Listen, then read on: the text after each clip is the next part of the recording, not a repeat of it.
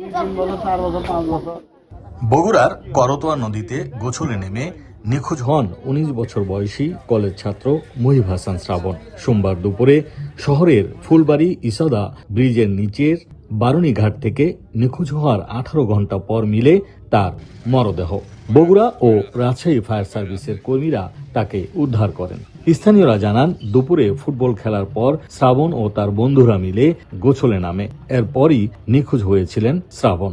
কোনো বিপদ হতেই পারে মানুষের, এই বিপদের সম্মুখীনে যাতে আমরা সঙ্গে সঙ্গে ডুবুরুকে পাই, তাহলে হয়তো বা আজকের এই বাচ্চাটাকে আমরা উদ্ধার করতে পারতাম। 10 থেকে 20 মিনিটের মধ্যে জীবিত পাইতাম, তো আমরা মেডিকেল নিতাম। আমরা হয়তো আশ্বাস নিতে পারতাম যে আজকে 18 ঘন্টা কি 20 ঘন্টা আমরা অতিবাহিতর পরে এই লাশটাকে আমরা উদ্ধার করব, এ ধরনের মন মানসিকতা আমাদের ভিতর না থাকে। ঘটনাটি মর্মান্তিক বলে জানান বগুড়ার সাবেক পৌরসভা কাউন্সিলর। সুদীর্ঘ প্রায় 18 ঘন্টা পরে লাশটা পাওয়া গেল।